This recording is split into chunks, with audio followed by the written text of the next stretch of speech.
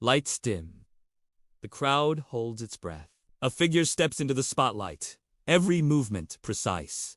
Every step calculated. Arissa LeBrock, known to the world as a model and martial artist, is preparing for a journey few ever imagined, the WWE ring. Behind the cameras, her training has been relentless, her determination unspoken. Tonight, the untold story of her hidden wrestling dream begins. And nothing will ever feel the same again. The name LeBrock carried the weight of a Hollywood dynasty, a legacy forged in the cinematic crucible of action and glamour.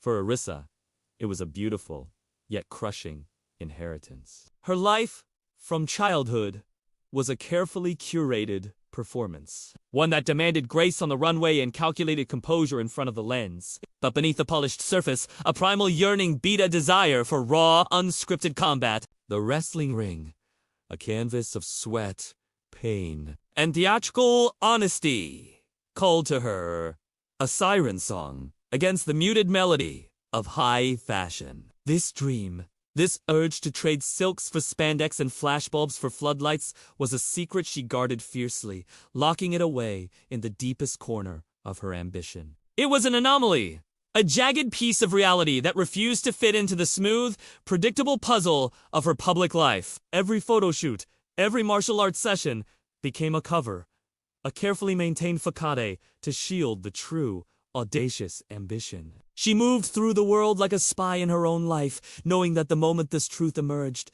the carefully constructed equilibrium of her existence would shatter. The only people who knew were a old skull trainer and the walls of a forgotten warehouse gym, where the echoing thud of her body hitting the mat was the only real applause she needed.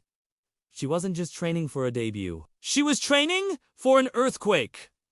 The quiet was the lie. The impending roar was the truth. She sought not just victory, but validation for a dream too rugged for the red carpet. Her trainer, a man named Silas, was a relic of the wrestling territories, a scarred poet who understood the difference between performance and sacrifice. Their partnership was a midnight pact, a silent agreement to defy the world's expectations. Silas didn't see the famous daughter. He saw the raw, almost desperate hunger in her eyes. He worked her without mercy, forcing her to abandon the clean lines of her martial arts training for the gritty, improvisational violence of professional wrestling. He taught her how to fall without breaking, how to sell a story with a grimace, and most importantly, how to absorb the energy of a hostile crowd and turn it into strength. Their sessions were rituals of pain and trust, conducted under the cloak of darkness. Hours stolen from the unforgiving schedule of a global model. She'd arrive bruised, leave battered, and return to her glamorous life with a weary smile, a secret history etched onto her muscles. The hardest lesson wasn't a submission hold, but the psychological toll of leading a double life. Every time she lied about a sore shoulder or a sudden limp, a piece of her public identity felt like a costume she was desperate to shed. The pact extended beyond the ring. Silas had to maintain absolute silence, knowing a leak would not only end Arissa's career, but potentially discredit the entire, tightly controlled narrative of her famous family. Her debut wasn't a career pivot. It was an escape plan, a final, dramatic attempt to reclaim the authenticity she felt her birthright had stolen. She felt the weight of every lie and knew only the roar of a live crowd could absolve her. The moment was unplanned, an electric anomaly that hijacked the main event. It wasn't a scheduled debut. It was an intrusion. The arena was already buzzing, the air thick with anticipation for the returning champion, when the lights suddenly cut out. A collective gasp rippled through the stadium, instantly amplified by a million screens worldwide. When the spotlight hit the entrance ramp, it wasn't the champion the crowd expected. It was her.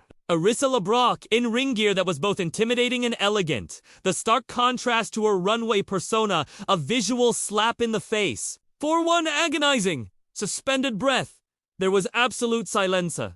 Silence louder than any cheer. Then, the eruption. A sound wave of disbelief, shock, and pure, unadulterated excitement tore through the arena. The commentators, Veterans of the unexpected were momentarily speechless, their carefully scripted dialogue collapsing into frantic whispers of confusion. The viral moment was instantaneous. The juxtaposition of her refined image with the raw, aggressive posture she struck in the ring became the internet's ultimate meme, a moment of cultural whiplash. The simple act of stepping through the curtain had done more damage to her public image than any tabloid scandal ever could.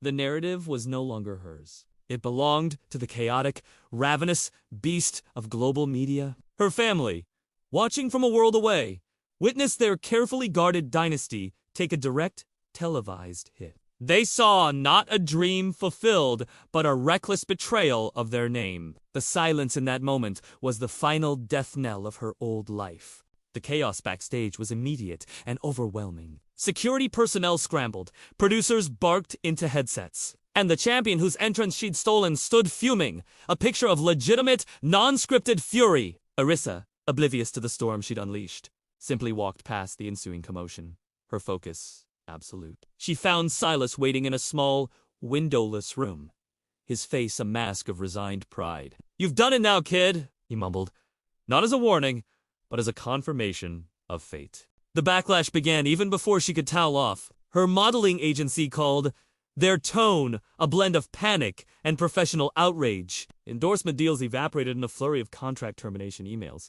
and the WWE's executive team was already in a state of emergency, debating whether to immediately capitalize on the unprecedented attention or punish the unauthorized intrusion. The other wrestlers, the veterans who had clawed their way to the top, regarded her with a mixture of resentment and icy curiosity. She was the outsider, the celebrity tourist who had skipped the line, yet she carried an undeniable, magnetic energy. The most potent shockwave, however, came from a text message. Simple and devastating, a single word from her father. Why?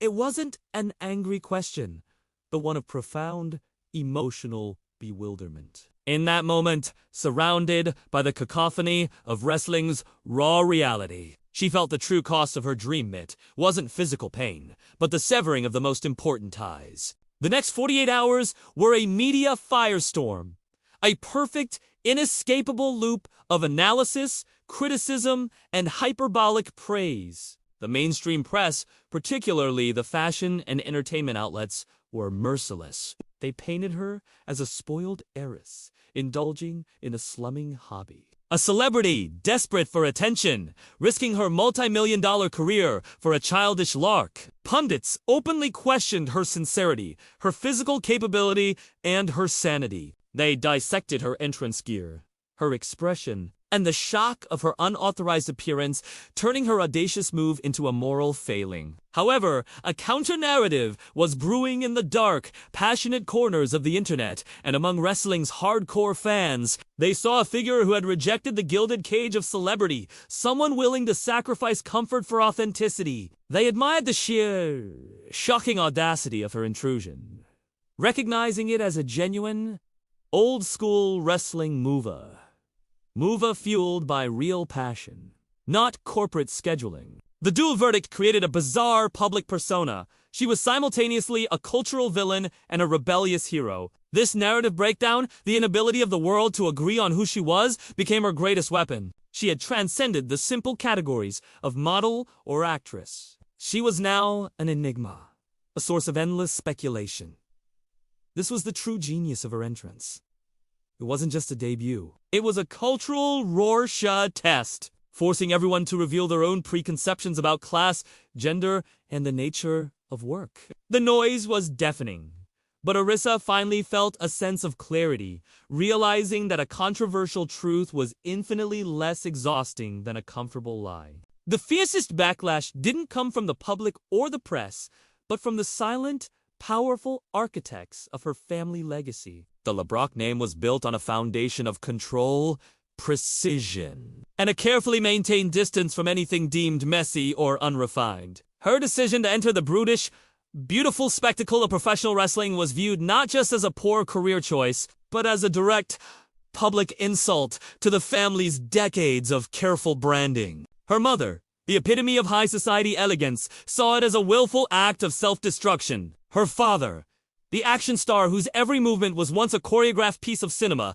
saw it as a dismissal of his entire career's artistic value. The pressure was applied silently through frozen assets, canceled calls, and the cold, empty spaces where support should have been. The family's message was clear.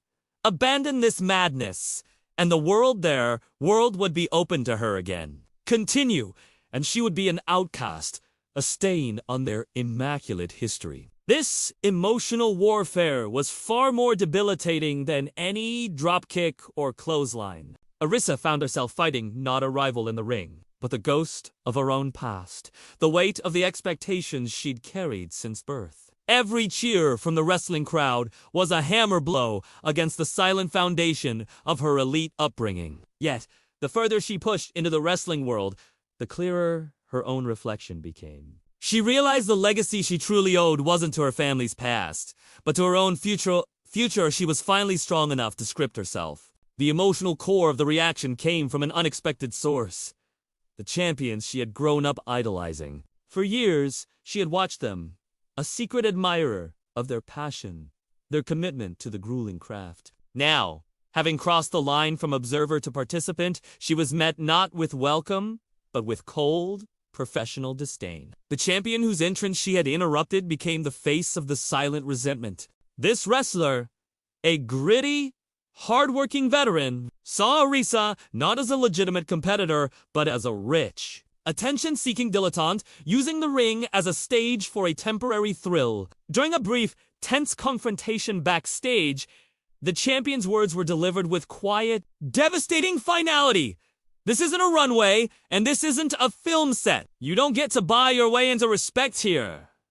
The silent betrayal, the rejection from the very people whose lives had validated her secret dream, was the cruelest cut. It shattered the romantic illusion she held of the wrestling world that passion alone was enough for entry. She understood then that she wasn't just fighting for a spot, she was fighting for the right to belong. Every match she'd have, every interview she gave, every grueling training session had to be a loud, defiant declaration. I am not here for a moment of fame, I am here for a lifetime of work. The emotional cost was the loss of her innocence, the realization that her idols would forever view her through the lens of their own struggle and her privilege. She had to earn their approval, not with a beautiful entrance, but with ugly, undeniable hard work.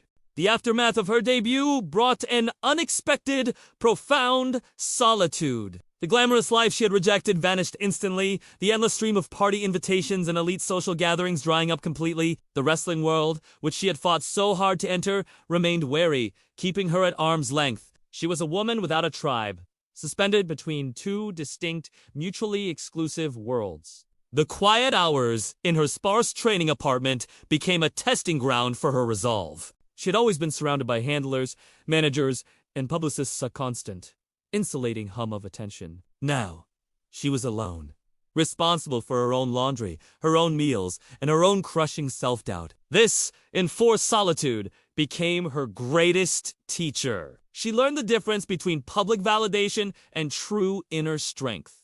The cheers of the crowd were intoxicating, but the silent, burning ache in her muscles was the real proof of her commitment. She started documenting her training not for a video blog, but as a private journal, a testament to the sacrifice. It was during this period of isolation that the superficial motives the media had assigned to her began to crumble. She wasn't seeking fame.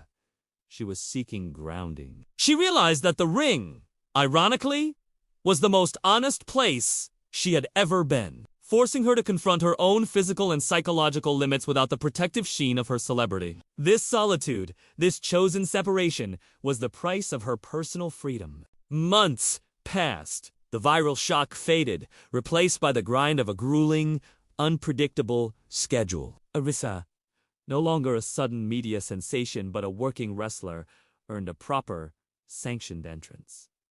This time, the music wasn't a celebrity fanfare. It was a simple, heavy, percussive beat that sounded like the steady, relentless force of a storm. When she walked down the ramp, the response was different. It wasn't the gasping disbelief of a celebrity sighting. It was a roar of genuine, hard-won respect. The crowd had watched her struggle, seen her take bumps, and watched her earn the right to be there. She was no longer a beautiful model playing dress-up. She was a wrestler, marked by the industry's unique signifiers of toughness and commitment.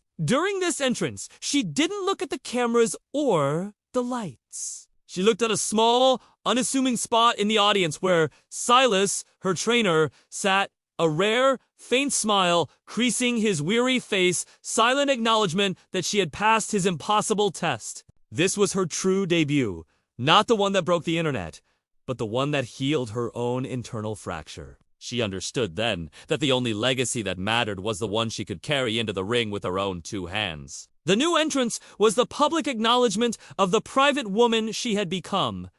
Tougher, quieter, and fundamentally, irrevocably changed. She had stopped trying to fit into the world's definition of Arissa LeBrock and simply became the woman she wanted to be. After her match, standing in the center of the ring, the lights felt blinding, the cheers deafening. She had won, but the victory felt strangely secondary. The initial dream, the one she had harbored as a child, was simply to be there, to experience the raw, powerful energy of a wrestling ring. But as she stood in the center, catching her breath, the truth of her ambition, the deep meaning of the entire chaotic journey, finally revealed itself.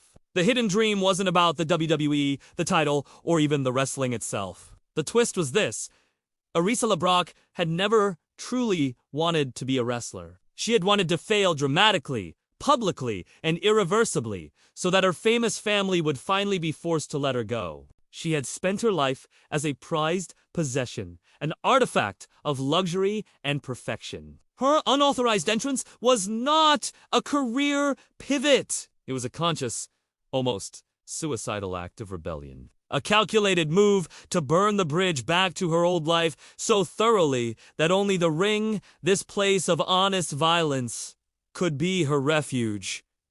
She didn't seek success. She sought freedom through failure. But in the ultimate irony, the authenticity of her desperation, the sheer courage of her jump, had earned her the very success and respect she never truly sought. She had found freedom not in being an outcast, but in finding a purpose rugged enough to withstand the loss of everything she was told she needed. The applause wasn't for the model who entered the ring. It was for the woman who finally had the courage to lose it all.